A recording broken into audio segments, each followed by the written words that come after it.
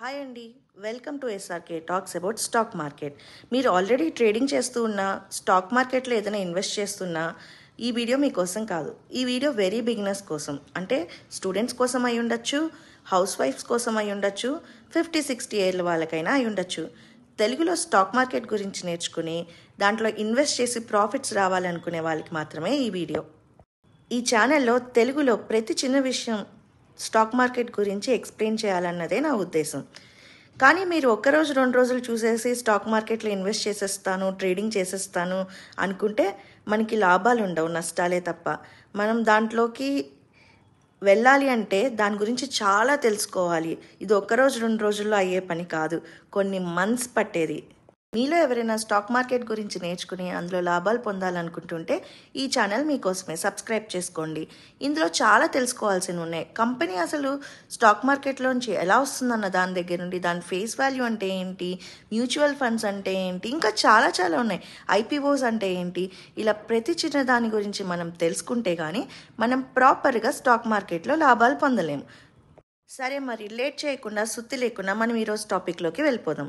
ఈరోజు మన టాపిక్ వచ్చేసి అసలు ఒక కంపెనీ స్టాక్ మార్కెట్లోకి ఎలా లిస్ట్ అవుతుంది అన్న దాని గురించి మాట్లాడుకుందాం. ఫర్ సపోజ్ నేను ఒక కంపెనీ ఓనర్ అనుకోండి.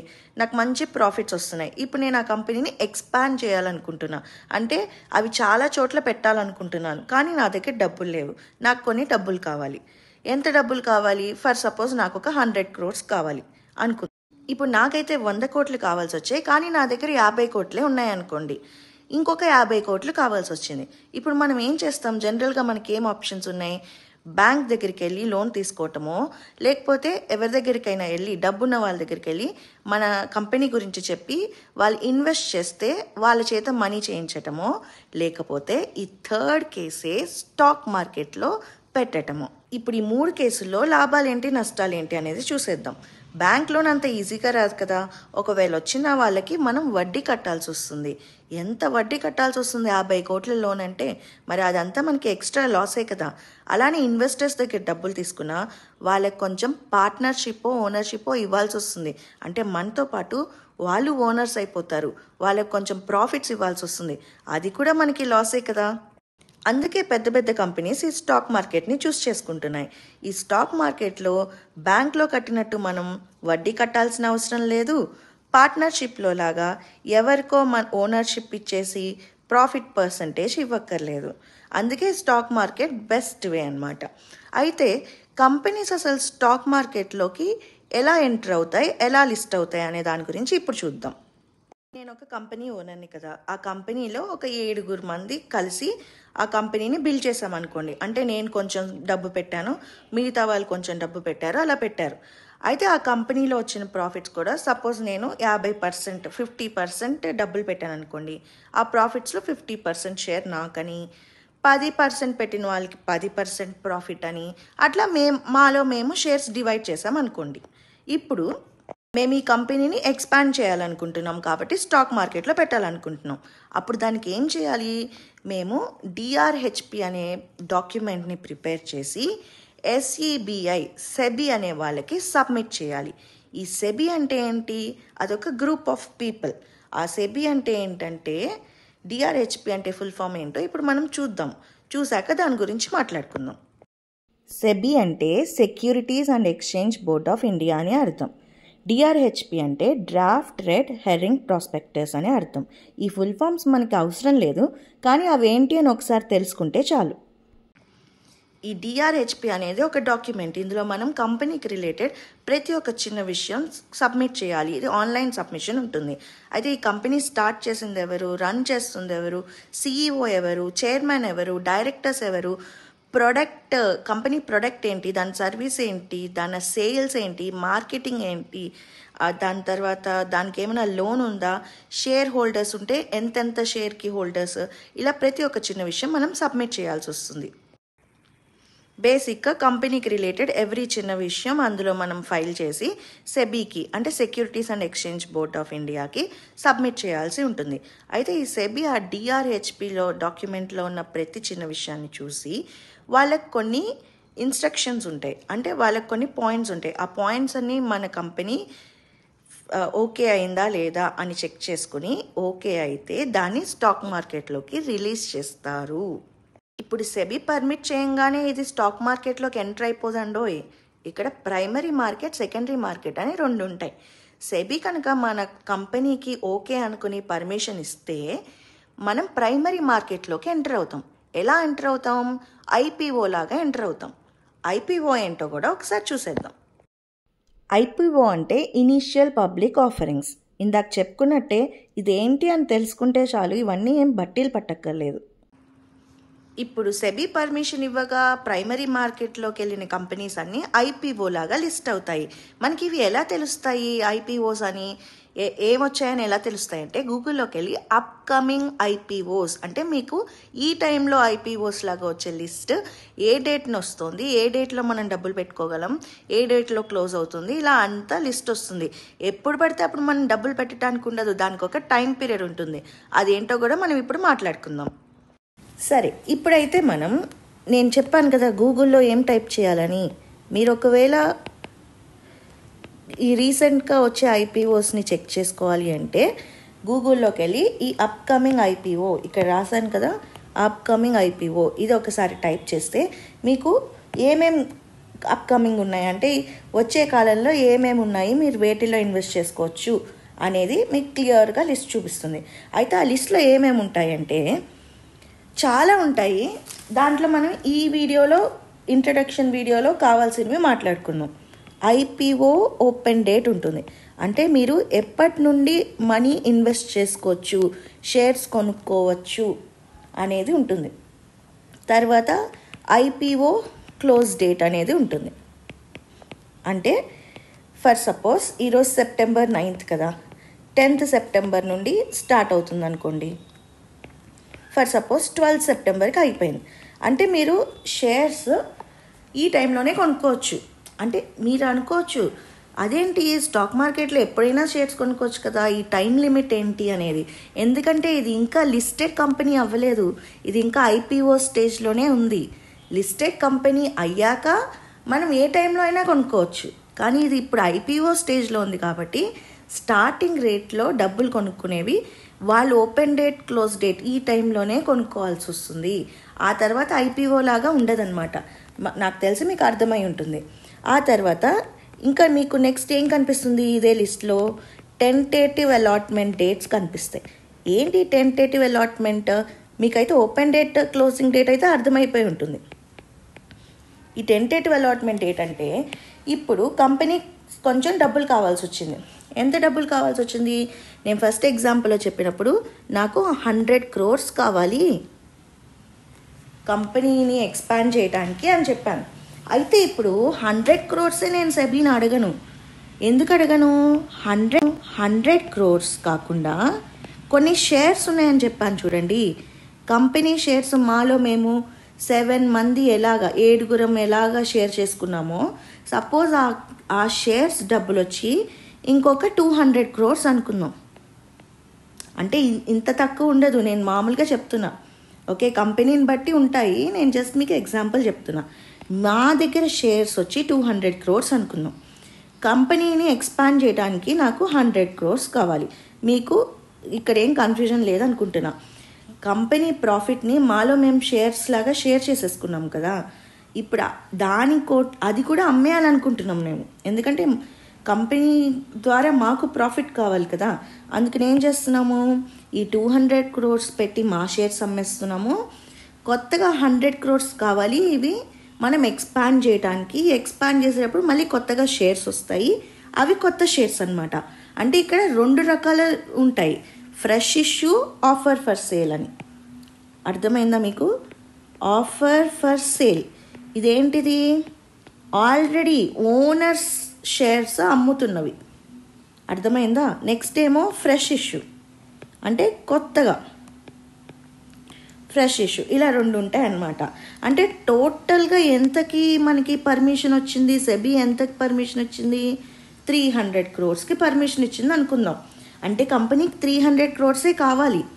అయితే ఇప్పుడు మనకి ఓపెన్ డేట్స్లో, క్లోజ్డ్ డేట్స్లో 300 crores మాత్రమే రావు. చాలామంది వెయిట్ చేస్తూ ఉంటారు ఈ ఐపీఓస్ గురించి, చాలామంది ఇన్వెస్ట్ చేస్తూ ఉంటారు. చాలా వేల కోట్లు వచ్చేస్తాయి. మరి సెబీ ఎంతకు పర్మిషన్ ఇచ్చింది? 300 crores కదా. మరి ఆ 300 crores మాత్రమే మనం తీసుకోగలం, మనకు వస్తుంది. అర్థమైందా మీకు? ఈ 300 crores కన్నా ఎక్కువ వచ్చేసింది కాబట్టి ఇప్పుడు ఎలా సెలెక్ట్ చేస్తారు? Lottery system. లాటరీ వేసి కొంతమందిని సెలెక్ట్ చేస్తారు. అంటే ఇప్పుడు మనం IPO open date close date మధ్య మీరు షేర్ తీసుకొనేసినా మీకు రావాలని లేదు. మీరు లాటరీలో సెలెక్ట్ అయితేనే మీకు ఆ షేర్స్ వస్తాయి. మరి లాటరీలో సెలెక్ట్ అవ్వకపోతే ఎట్లాగా? అది కూడా చెప్తాను, ఓకేనా? ఇప్పుడు మీకు లాటరీలో సెలెక్ట్ అయితే ఈ టెంటేటివ్ అలాట్మెంట్ డేట్స్, ఈ అలాట్మెంట్ డేట్స్లోకి మీకు వచ్చేస్తాయి. అలాట్మెంట్ ఎవరెవరికి అలాట్మెంట్ అయిందనేది లిస్ట్ వచ్చేస్తుంది అనమాట. కొంతమందికి అలాట్ అవ్వవు. ఆ అలాట్ అయిన వాళ్ళు ఇప్పుడు అయ్యో నేను డబ్బులు పెట్టానే, నాకు అలాట్ అవ్వలేదు, నేను లాస్ అయిపోయినట్ట అంటే కాదు, మీకు రీఫండ్ వస్తుంది. ఆ రీఫండ్ డేట్ కూడా మనకి క్లియర్గా మెన్షన్ చేస్తారు. ఇనిషియేషన్ ఆఫ్ రీఫండ్స్ అని. అర్థమైందా? మీకు కనుక సెలెక్ట్ అయితే మీకు అలాట్మెంట్ డేట్ అప్పుడు తెలిసిపోతుంది మీరు సెలెక్ట్ అయ్యారని. సెలెక్ట్ అవ్వకపోయినా తెలిసిపోతుంది. మీరు ఎంతైతే డబ్బులు పెట్టారో అంత డబ్బులు మీకు వెనక్కి వచ్చేస్తాయి. అట్లానే మీరు కొన్న షేర్స్ మీ డిమార్ట్ అకౌంట్లో మీరు ఎలా కొంటారు అది మనం ఇంకా మాట్లాడుకోలేదు కదా, మాట్లాడుకుందాం. నెక్స్ట్ పాయింట్ అదే. ఓకే, మీరు కొన్న షేర్స్ మీ డిమార్ట్ అకౌంట్లోకి ఎప్పుడు వస్తాయి ఆ డేట్ కూడా క్లియర్గా మెన్షన్ చేసి ఉంటుంది. ఇప్పుడు మీకు అర్థమైందా? ఏ డేట్లో ఓపెన్ అవుతుంది, ఏ డేట్లో క్లోజ్ అవుతుంది, ఏ డేట్లో అలాట్మెంట్స్ తెలుస్తాయి, రాని వాళ్ళందరికీ ఎప్పుడైతే డబ్బులు వెనక్కి వస్తాయి, ఆ తర్వాత కొన్న వాళ్ళందరికీ మీరు కొన్న షేర్స్ మీ డిమార్ట్ అకౌంట్లోకి ఎప్పుడు వచ్చేస్తాయి. ఆ తర్వాత మనకి ఏం తెలుస్తుందంటే టెంటేటివ్ లిస్టింగ్ డేట్. ఈ టెంటేటివ్ అంటే ఏంటి? ఒక్కొక్కసారి అటు ఇటు అవ్వచ్చు. ఇప్పుడు నేను September 9th అని చెప్పింది September 9th అవ్వకపోవచ్చు కొన్ని కారణాల వల్ల, అందుకే టెంటేటివ్, అటు ఇటుగా. ఇఫ్ ఎవ్రీథింగ్ ఈజ్ వెల్ ఈ డేట్కి పని అయిపోవాలి. ఏదన్నా అటు ఇటు అయితే 1-2 రోజులు, అది వాళ్ళ దాన్ని బట్టి. లిస్టింగ్ డేట్ ఇది సెకండరీలో మార్కెట్లోకి ఎంటర్ అవుతున్నట్టు. అంటే ఫర్ సపోజ్ నేను లిస్టింగ్ డేట్ 20th September ఇచ్చాను అనుకోండి, ఓకేనా? దీని ముందు మనకి ఐఓపి అయింది, ఐఓపి కాదు ఐపీఓ అయింది. ఓకే, దీని ముందు కంపెనీ ఐపీఓలోకి ఎంటర్ అయింది కదా. ఎంటర్ అయితే అందరు డబ్బులు పెట్టారు, ఇవన్నీ చేశారు కదా. అవన్నీ అయిపోయాక ఇప్పుడు లిస్ట్ అవుతుంది స్టాక్ మార్కెట్లోకి. అంటే ఇప్పుడు ఇది సెకండరీ మార్కెట్లోకి ఎంటర్ అయినట్టు. ఒక్కసారి సెకండరీ మార్కెట్లోకి ఎంటర్ అయితే ఇదే డేట్స్లో కొనాలి, ఇంతమందే లాటరీలో సెలెక్ట్ అవుతారు, ఇలా ఏముండదు. ఎవరైనా కొనుక్కోవచ్చు, ఏ టైంకైనా కొనుక్కోవచ్చు, ఏ టైంకైనా అమ్ముకోవచ్చు. మరి ఎందుకు ఇలా చేశారు? ముందు ప్రైమరీ మార్కెట్ ఏంటి, సెకండరీ మార్కెట్ ఏంటి, తేడా ఎందుకు? ఫస్ట్ నుండి ఎవరైనా కొనుక్కోవచ్చు అనొచ్చు కదా. ఎందుకు ఆ లిమిట్ పెట్టారు అని మీకు డౌట్ వస్తే, ఎందుకు ఆ లిమిట్ పెట్టారంటే ఇప్పుడు మనం ఏమనుకున్నాం, కంపెనీకి 300 crores కావాలని మాట్లాడుకున్నాం కదా. 100 ఏమో ఎక్స్పాండ్ చేయటానికి, 200 crores ఏమో ఉన్న షేర్స్ అమ్మేయటానికి.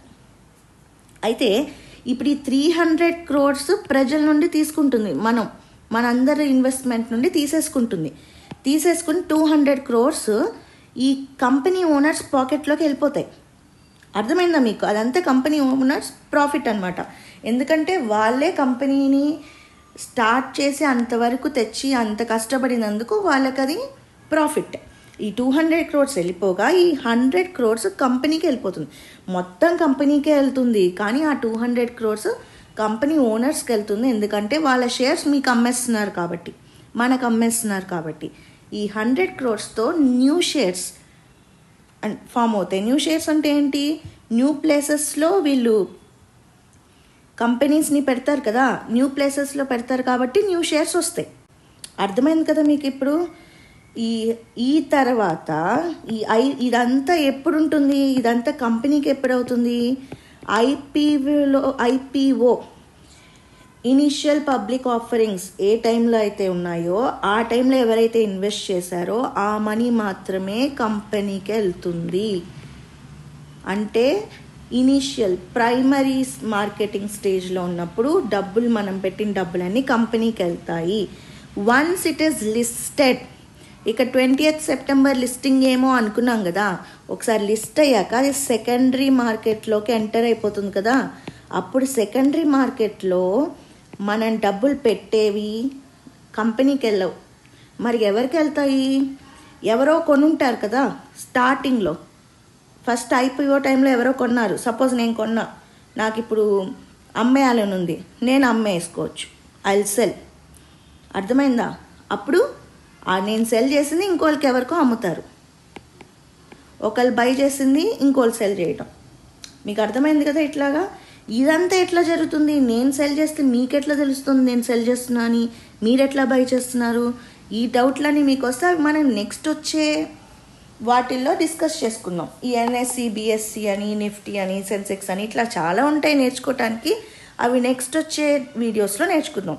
ఇప్పుడు మీకైతే క్లియర్గా అర్థమైంది కదా ఈ IPO గురించి. ఇది కాకుండా ఇంకా చాలా ఉన్నాయి తెలుసుకోవటానికి. ఫేస్ వాల్యూస్ అని, లైక్ ఇష్యూ టైప్ అని, ఇవన్నీ కమింగ్ వీడియోస్లో కూడా చూద్దాం మనం. ఇప్పటిదాకా అయితే IPO గురించి అర్థమైందని అనుకుంటున్నాను. ఇప్పుడు IPOలో ఎవరైతే షేర్స్ కొనుక్కున్నారో లాటరీ సిస్టంలో ఒకవేళ వాళ్ళ పేరు కనుక వచ్చి ఉంటే, అది క్లోజ్ అయిపోయాక, కంపెనీ లిస్ట్ అయిపోయాక, సెకండరీ మార్కెట్లోకి ఎంటర్ అయిపోయాక దానికి ఉన్న డిమాండ్ బట్టి సెబీ దాని షేర్స్ వాల్యూ కూడా పెంచుతుంది. అదే టైంలో ఒకవేళ మీ షేర్స్ వాల్యూ పెరిగితే ఆ టైం నుండే మీరు అమ్మేసుకోవచ్చు, మీ షేర్స్ని సెల్ చేసేసుకోవచ్చు. అయితే ఇప్పుడు మీ అందరికీ డౌట్ రావచ్చు, వీటిలోకి ఈ IPOస్లోకి ఎట్లా మనం ఇన్వెస్ట్ చేయాలి అని. ఇక్కడ ఒక 4 యాప్స్ చూపిస్తున్నా. Grow, Upstox, Paytm money app, Zerodha app అని. ఈ యాప్స్లో దేని ద్వారా అయినా మనం ఈ IPOస్లోకి ఇన్వెస్ట్ చేసుకోవచ్చు. ఈ స్టాక్స్ని వీటన్నిటిని కొనుక్కోవచ్చు. ఇప్పటిదాకా మాట్లాడుకుందంతా మీకు బాగా అర్థమైందనే అనుకుంటున్నాను.